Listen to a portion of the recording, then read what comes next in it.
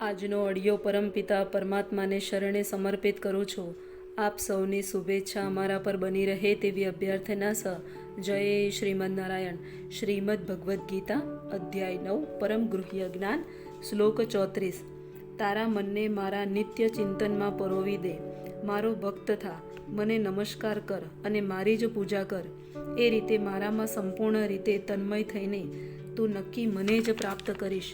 આ શ્લોકમાં એવો સ્પષ્ટ નિર્દેશ થયો છે કે આ કલુષિત ભૌતિક જગતમાંથી છુટકારો પામવા માટે કૃષ્ણ ભાવના મૃત જ એકમાત્ર ઉપાય છે. અહીં એમ સ્પષ્ટપણે કહેવામાં આવ્યું છે કે સર્વ ભક્તિમય સેવા પૂર્ણ પુરુષોત્તમ પરમેશ્વર શ્રી કૃષ્ણને જ અર્પણ કરવી જોઈએ. પરંતુ કેટલીક વખત નિષ્ઠાહીન ટીકાકારો આ સ્પષ્ટ કથનનો અર્થ વિકૃત રીતે ઘટાવે છે. કમનસીબે આવા ભાષ્યકારો વાચકોનું ધ્યાન એવી બાબત પ્રત્યે આકૃષ્ટ કરે છે કે જે શક્ય હોતી નથી. આવા ટીકાકારો જાણતા નથી કે કૃષ્ણનું મન તથા કૃષ્ણ વચ્ચે કોઈ ભેદ નથી. કૃષ્ણ કોઈ સાધારણ મનુષ્ય નથી. તેઓ તો પરમ સત્ય છે. તેમનો દેહ, તેમનું મન તથા તેઓ પોતે એક જ છે અને પરમ છે. કુર્મ પુરાણમાં કહ્યું છે અને ભક્તિ સિદ્ધાંત સરસ્વતી ગોસ્વામીએ ચૈતન્ય ચરિતામૃતમાં પણ અનુભાષ્યમાં ઉલ્લેખ કર્યો છે તેમ પરમેશ્વર કૃષ્ણમાં અને તેમના શરીરમાં કોઈ તફાવત નથી. પરંતુ ભાષ્યકારો કૃષ્ણના આ વિજ્ઞાનને જાણતા નથી. તેથી તેઓ કૃષ્ણને અગમ્ય રાખે છે અને તેમને તેમના મન તથા શરીરથી વિભક્ત કરે છે. આ જોકે કૃષ્ણ તત્વ બાબતનું નર્યું અજ્ઞાન છે અને છતાં કેટલાક લોકો જનતાને ભ્રમિત કરીને ધન કમાય છે. કેટલાક લોકો આસુરી હોય છે, તેઓ પણ કૃષ્ણનું ચિંતન કરે છે, પરંતુ કૃષ્ણના મામા રાજા કંસની જેમ દ્વેષપૂર્વક કરે છે. કંસ પણ કૃષ્ણનું સદૈવ ચિંતન કરતો હતો, પરંતુ તે કૃષ્ણને પોતાના શત્રુ માનતો હતો.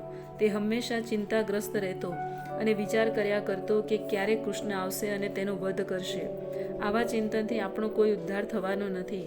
મનુષ્યએ ભક્તિમય પ્રેમથી કૃષ્ણનું ચિંતન કરવું જોઈએ. એ જ ભક્તિ છે. મનુષ્યએ કૃષ્ણ વિશેના જ્ઞાનનું સતત સંવર્ધન કરવું જોઈએ. આ ઉપરયુક્ત સંવર્ધન એ શું છે? તે છે પ્રમાણભૂત.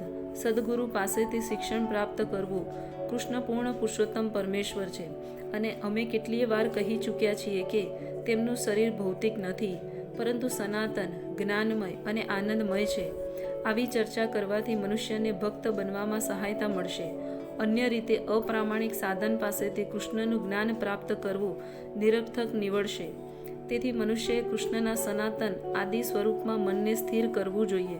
તેણે હૃદયમાં એવી દ્રઢ શ્રદ્ધા સાથે સેવામાં પ્રવૃત્ત થવું જોઈએ કે કૃષ્ણ એ જ પરમેશ્વર છે.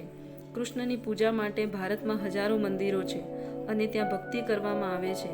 જ્યાં આવી ભક્તિમય સાધના થતી હોય ત્યાં મનુષ્યએ કૃષ્ણને વિનમ્ર ભાવે નમસ્કાર કરવા જોઈએ. તેને અર્ચા વિગ્રહ નામે નતમસ્તક થઈને મન, શરીર અને કાર્યો બધું જ તેમનામાં લગાવી દેવું જોઈએ.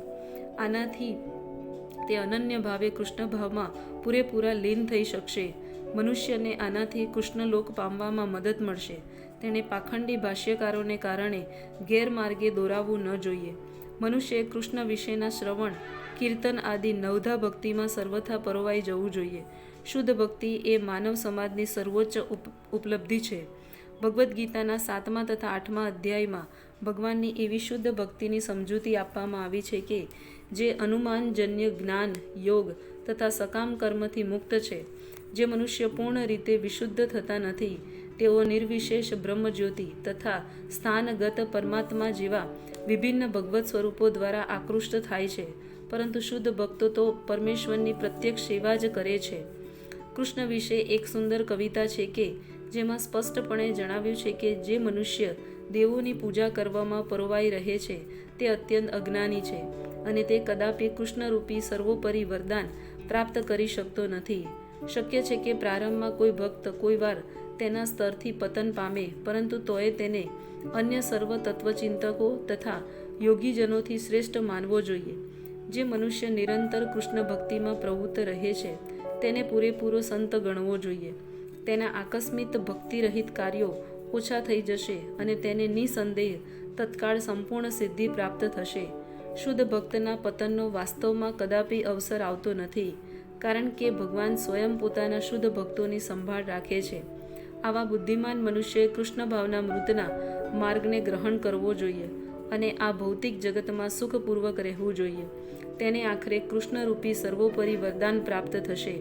આ પ્રમાણે શ્રીમદ્ ભગવદ્ ગીતાના પરમ ગૃહ્ય જ્ઞાન એ નામના 9મા અધ્યાય પરના ભક્તિ વેદાંત ભાવાર્થો પૂર્ણ થાય છે. જય શ્રીમદ નારાયણ.